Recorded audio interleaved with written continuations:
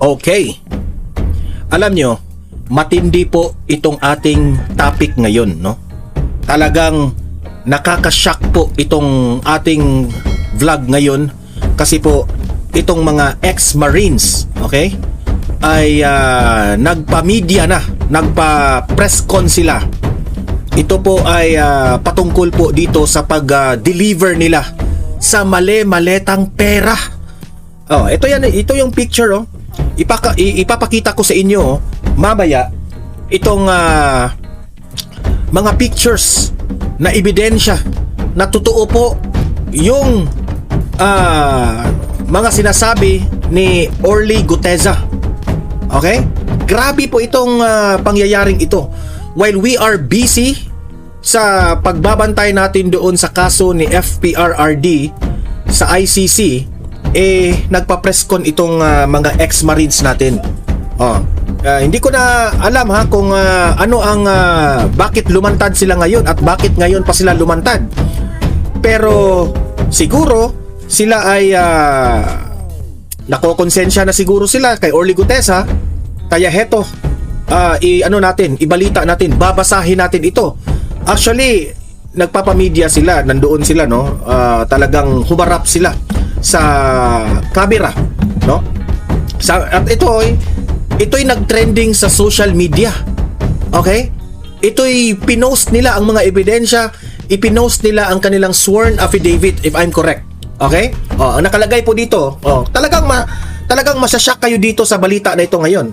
Ito po'y pinost, no? Ni-repost ito ni Paulo Duterte Supporters Philippines na page. Okay? I don't know kung ano ang kinaugnayan nito kay Paulo Duterte. Is this a fan page siguro? Pero ito ang mga nakasaad sa loob ng joint sworn affidavit ng mga magigiting nating ex-Marines. Makikita dito ang mga congressman na tumanggap ng mga maleta na puno ng pera. Grabe. Itong babasahin ko sa inyo, ito yung ano nila. Ito yung accusations nila. Tayo po'y nasa-shock dito kasi dati na po itong issue na sinabi ni Orly Guteza. Maraming ang nagdi-discredit kay Orly Guteza na sinabi nila, yan si Orly Guteza, peke yan, gawa-gawa na witness yan. Si Orly Guteza. Ano yan, dinala yan ni Marcoleta.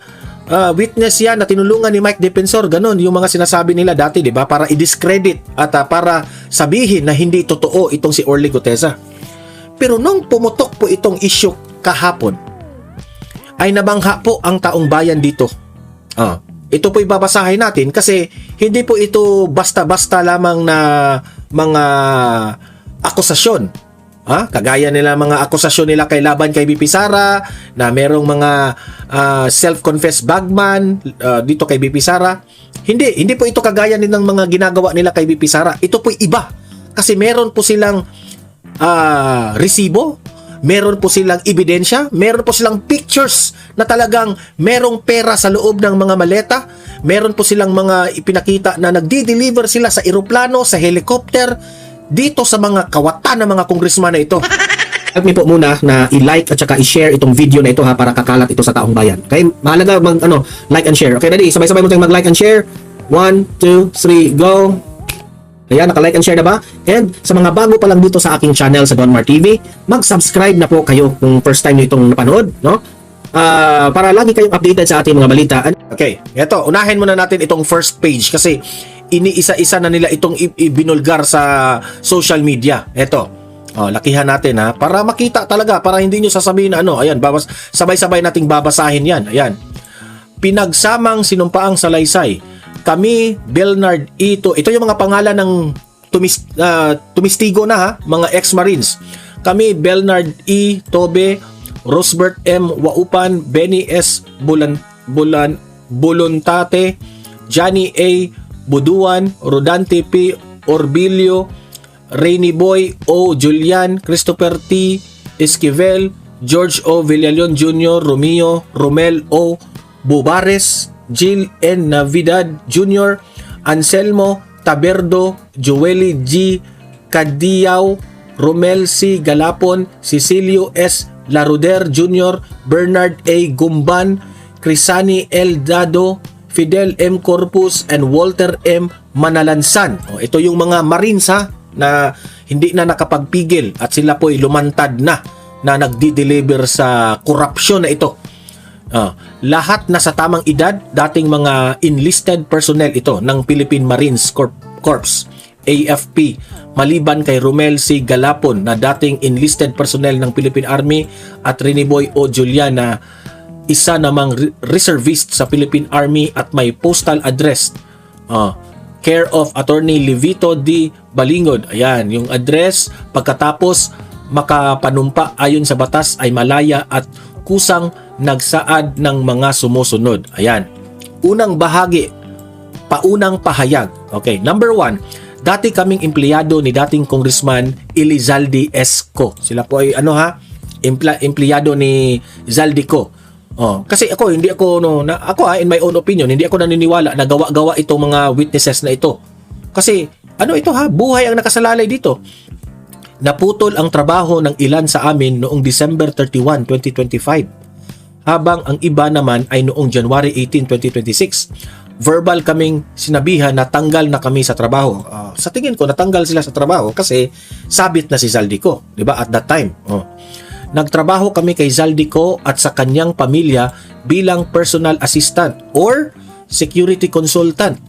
May mga naka-duty kay Zaldi Esco sa kanyang asawa na si Maylene Ricento Co at sa kanilang mga anak. So they serve as bodyguards itong mga Marines na ito kay Zaldico, no? Naging kasama aming trabaho ang mag-escort sa kanyang mga trusted executive assistants sa pagdi-deliver ng mga pera na sina John Paul Estrada, Mark Teksay, Joshua Cano, John Kirby Paharilaga, Rolando Supat, Attorney Samuel Buenviaje at Aris Gagob. Ako hindi na ako magtataka dito kasi mayaman si Zaldico. He can afford these Marines para mag-escort sa kanila, no? Ang bagsakan ng pera ay sa bahay ni Zaldico. Grabe. Sa Valle Verde. Tapos ito, binuking nila ito. Pagkatapos, inamin naman ito ni Zaldico sa kanyang statements kung maalala natin, di ba? So wala nang lusot sila dito. Di ba? Grabing administrasyon na to. Kawawang Pilipinas. Pasig City, Valle Verde 6, Pasig City, kung saan doon ang accounting ng mga pera na galing sa iba't ibang mga tao katulad ni Congressman Erwin Gardiola. Yan ang nila nabanggit dito. Erwin Gardiola. Ito yung akusasyon nila bago dalhin namin sa Unit 56 CD, The Horizon Homes, Shangri-La, BGC, Taguig City. Ito mga mayayamang lugar na ito Hindi kayo basta-basta makapagtayo ng bahay dito kung hindi ka mayaman. Number 5 is, kadalasan ay nakikita namin habang binibilang ang pera bago isilid sa mga iba't ibang uri ng lalagyan, depende sa dami ng pera sa pinagpadala, ito ay isinisilid sa iba't ibang laki ng lagayan. Grabe, guys. Di ba? Kaya pala yung mga ibang congressman bumaliktad dahil grabing pera talagang ninakaw nila, no? Ito. Ayan, letter A. Maleta large. Ito, maleta large. Letter A. 50 to 70 million pesos ang nakakasya. Grabe. Ang medium, 30 to 40 million pesos yung mga maliit na maleta. Ay, yung medium size. Yung maliit na maleta, small, 15 to 25 million pesos. Grabe. Ganyan sila, yan ang akusasyon nila. Nakaw na pera ng taong bayan. Letter B. Meron ring paper bags na 5 to 10 million pesos. Alam nyo, sa sobrang nipis ng ating pera ngayon sa Pilipinas, kasya na paper bag na 5 to 10 million pesos. Letter C. Expandable envelope. Naglalaman ng 2 million pesos. Minsan, pag naubusan ng maleta ay nilalagay ang pera sa mga karton o sa mga storage boxes. Grabe, parang wala lang nila yung pera, no? Samantalang tayo naghihirap. Kami rin ang inutusan na bumili ng mga lagayan na ito. So, ibig sabihin, itong mga ex-Marines na ito, sila na rin yung utusan kung saan bibili ng mga envelopes, paper bags, at mga maleta. No? Number 6, isang halimbawa ay ang paghatid namin sa bahay ng isang mambabatas na ipinapakita ng mga larawan sa ibaba. Ayan, I think, ito binibilang nito ang pera. Ayan, no, may money counter dyan, yung machine yung hinahawakan. At limpak-limpak na tag 500 pesos at tag 1,000 pesos. Ayan, no, naka-plastic pa yung iba. So, ito po ay dinideliver na nila ng binibilang na po ito ng bahay di umano ng mambabatas. Ayan, number 1, binibilang ni John Paul Estrada ang pera sa bahay o opisina ni Zaldico. Ito pala yung opisina ni Zaldico, nagbibilang sila ng pera. Grabe. Ito pa. 29. Ito may picture na talaga, nagbibilang. Number 2, kasama sa paghahanda ng pera sina May Ann de la Cruz, Kate Villarreal at Lorely Carpio. Wala silang lusot dito. I think itong mga minention, I'm not so sure sila ang nagsabi nito, ay itong nasa picture. Diba? Ayan. Parang wala lang yung pera. Grabe. Kung ikaw nagtatrabaho dyan, kahit kukuha ka lang ng isang bundle, yaman ka na. Grabe, Itong mga pangalan na binanggit nila, sana mag-testify kayo kung totoo man ito. Okay? Kasi tayo lang po dito ay nagpapakita sa kanilang ebidensyang ipinakita. Ayan, may, ewan ko lang kung kaninong bahay ito. I think, duda ko rito, kay Zaldico siguro to. Ayan, mali-maleta yan. Kung sa mga audience ko dito sa Don Mar TV, kung sasabihin ninyo na, siguro Don Mar, walang laman yung maleta na yan. Ano lang yan? Gawa-gawa na ebidensya. Mamaya, ipapakita ko sa inyo. May picture na talagang inopen nila ang maleta. May pera sa loob. Number 3. Ito So, itong number 3 na itong nakalakay dito, ano yan? Anong tawag dyan? Ito po yung yung picture na nag-describe sa sinabi dito. Anong sabi? Delivery ng pera sa bahay ni Representative Stella Kimbo. Grabe. Sila ang nagsasabi niyan, based on this evidence. Stella Kimbo, kampihan mo na yung sarili mo. Mag-defend ka dito. Kaya pala, sabi ng iba, kaya pala, ang mamahalin yung mga bag ni Stella Kimbo. Totoo ba yan? Grabe guys. Yan ang mga mambabatas natin. Tapos ginigipit nila si BP Sara sa 125 million. Wow. Booking kayo dito ito pa. Basahin natin para ubos itong ebidensya na ito. Number 7.